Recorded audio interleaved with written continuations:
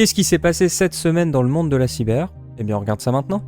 Avant de commencer, petit rappel que jusqu'au 31 octobre, nous sommes en plein dans le mois de la cybersécurité. Alors profitez-en pour organiser quelques sessions de sensibilisation en cybersécurité dans votre entreprise. Donc n'hésitez pas à nous contacter si vous voulez vous faire accompagner. Et dans la sphère privée, pourquoi ne pas profiter cette semaine de changer tous vos mots de passe ou tout simplement de passer carrément à un gestionnaire de passe. Car n'oubliez pas que les actions les plus simples sont aussi les actions les plus utiles pour lutter contre les cyberattaques.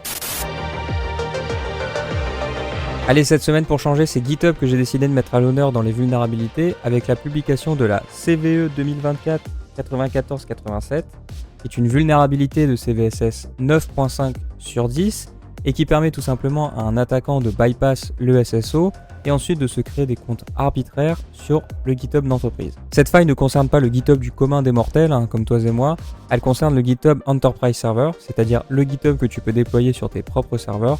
Donc c'est souvent les très grandes entreprises qui font cela et souvent pour des raisons légales. Cette faille est aujourd'hui corrigée, alors patchez dès que vous pouvez en respectant bien le process de GitHub. Sinon, cela semble confirmé aujourd'hui, mais Internet Archive semble avoir subi un énorme data leak. On parle aujourd'hui de données de plus de 31 millions d'utilisateurs qui ont fuité tout simplement sur le net avec leur pseudo, leur email, leur mot de passe haché avec Decrypt, mais surtout la dernière fois qu'ils ont changé leur mot de passe. L'incident a bien été confirmé par l'organisme qui subit en plus en parallèle énormément d'attaques DDoS. Comme d'habitude en cas de data leak, faites bien attention aux tentatives de phishing et dans ce cas-là de spear phishing et surtout si vous avez un compte sur Internet Archive, changez bien votre mot de passe. Si vous avez traîné un peu sur LinkedIn récemment et que vous suivez les mauvais influenceurs cyber, déjà commencez par faire un tri sur tous ceux qui utilisent ce titre. Et du coup, vous avez certainement dû voir passer la nouvelle selon laquelle l'algo RSA serait cassé. Et ça, c'est la plus grosse fake news de cette semaine, car non, l'algo RSA n'a pas été cassé.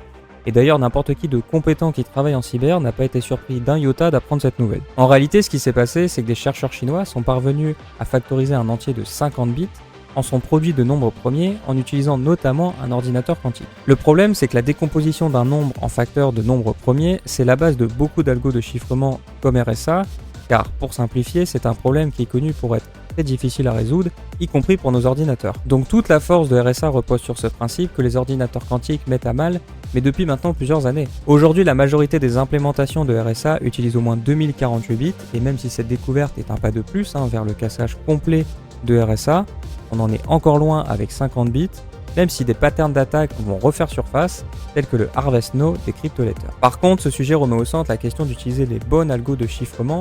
Si le cassage de ces algos par l'ordinateur quantique vous fait peur, alors n'hésitez pas à vous faire accompagner par des vrais experts en cybersécurité, et pas ceux qui crient au loup sans rien y connaître.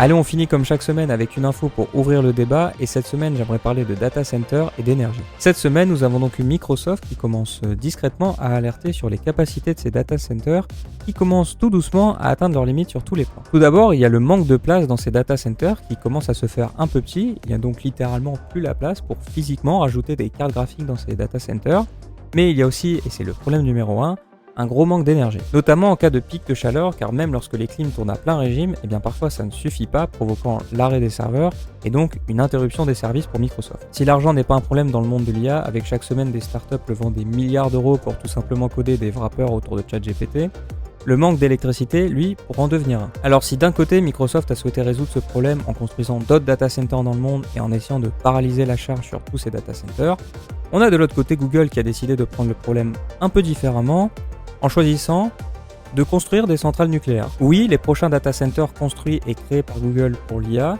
seront alimentés en direct par des centrales nucléaires et ça avant même 2030. Alors du coup, vous, qu'est-ce que vous pensez de votre côté de cette expansion des data centers et de l'utilisation de cette énergie? Est-ce vraiment nécessaire de développer autant ces data centers ou est-ce qu'on devrait prendre un peu de recul sur ce sujet?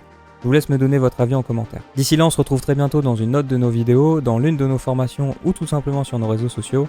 Salut!